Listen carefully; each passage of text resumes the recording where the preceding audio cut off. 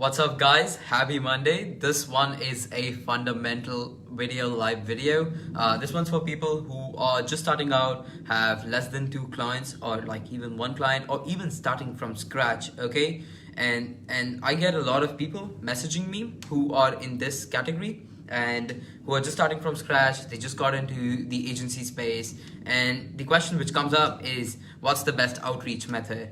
And I know, like personally, there's hundreds of videos just on YouTube itself of people talking about the best outreach method, the 4 best outreach method, the secret method, this and that. Well, that's just clickbait, and that's just not really clickbait, but that's just marketing. That's just making the words fly just so you click, right? But there's no single best outreach method.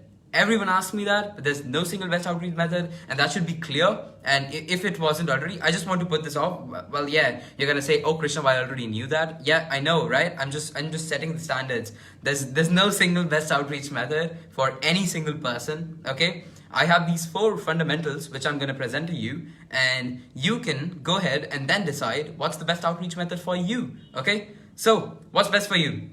Question number one is just comes down to your niche. Okay, niche is basically your category or the type of clients you're working with, the industry, right? So what's the niche you're working with? Is it restaurants? If it's restaurants, cold calls work really well with it, right? But on the other hand, if it was dentist, I have done this. I have personally reached out to a lot of dentists in the start of my agency journey, right? And I was always held back by the gatekeepers. So cold calling was not the best opportunity to reach out to dentists, right? But it worked great with restaurants. So what I'm trying to say here is that you need to realize what niche you are in, and you need to know everything about it and know if that works, okay? Second one would be a supplement to the first question, okay? Which is, what channel does your ideal customer use the most, or the ideal client use the most? Now, what do you think? I find a lot of real estate agents, for example, on Facebook, being present on Facebook. They have groups on Facebook, so you can find a lot of your target audience being active just on Facebook and reach out to them. And then Facebook and Messenger strategies to reach out work really well for you. But on the other hand, this might not work the best for restaurants, because business owners and restaurant owners aren't always sitting on Facebook, aren't always sitting online. Same goes with cold emails. They are not checking their inbox at every single moment, right? Especially not small brick and mortar stores as well, right? So reach out to them in a most personalized way. Maybe cold calling, maybe face-to-face. Face-to-face still works. I feel like everybody has forgotten it, right?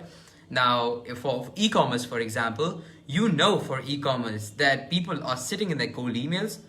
You know your prospects are in cold emails, and you know your prospects are on Instagram. You know your prospects in some way or in some limit are on Facebook as well. So try those methods, see if it works. Also, people who have e-commerce stores are very tech savvy. They consume a lot of content, so maybe the Loom outreach might work really well for you as well, because they consume a lot of content. They sit on they're basically on the internet, right? So they know the ways around it. So you can reach out to these people because they are modern, they're more tech savvy. Question number 3, which you can do is, what country are you in? Many countries have really strict rules and regulations, and basically outright bans as well on to limit and control how cold outreach or cold calling is done, basically, right? So there are specific countries where cold calling is just banned, and reaching out to might result in a fine, and it's also illegal. So you need to know what country you're in, or you're gonna end up in trouble, and I don't want you to be there, okay? So know what country you're operating in. What's the culture? How do people speak? What's the way of communicating? How do people do business? That's some basic metrics you need to know if you're especially targeting local businesses, okay? With e-commerce, it does vary from place to place, okay? Number 4, which is the last but not the least, would be, are you a good verbal communicator or are you not? And you have to be honest to yourself. People talk about being really good at looms. When I started out, I genuinely hated being on the camera. So yeah, people do change, right? Now I like being on camera. I like it really much. And I was not a verbal communicator. I was more of a written communicator. Now I'm turning into one. But if you feel like you can't do that, same with you, then choose the outreach method where you feel like you can be a good, or you know you have your strength. If you feel like you're not good in speaking one-to-one like this, like I'm doing right now, then maybe copywriting is the way to go for you. Just writing your way to selling a client is the way for you to go. Writing big, long email flows is the way to go instead of doing big, long conversations like this. Okay, so that's basically it. Choose the outreach method based on who you are, where your client resides, where your client is more active on, what country are you in, just to avoid any restrictions or regulations and be safe from that.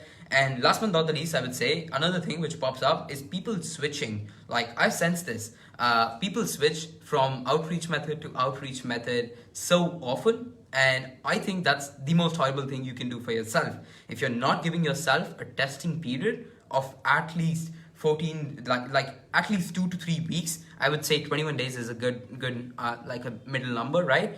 If you're not giving yourself time to test and you're just making judgments too fast, well, shit, you're gonna lose, right? And you're never gonna succeed in signing a client. And that's really not the way to go. You're here to sign clients. You have to be consistent. You have to stick to one thing. And by sticking to one thing, it does not mean that if something is just totally not working, you're sending like 300 emails and it's just not working. No. Maybe there's some issue with the email itself. Your headline itself is not working. You have like a 30% open rate and you're still sending like 300 emails. Okay, why do that? Like, improvise also. Be consistent, but keep improvising, improvising. And if you feel like nothing helps at that end, then you make a switch.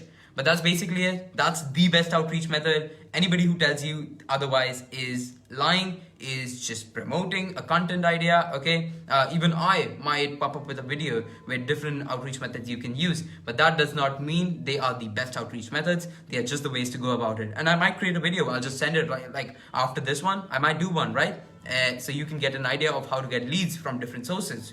Okay, how to sign clients from different sources. But there's no one best way. It really depends on you, your client, your niche, okay, and your surroundings, and how you speak and how you talk and what you're more comfortable with, and just go all in on it. Okay, so hope this makes sense. Have a good day, and please keep consistent, keep going, and sign a new client this week. Okay, have a good day. Bye bye.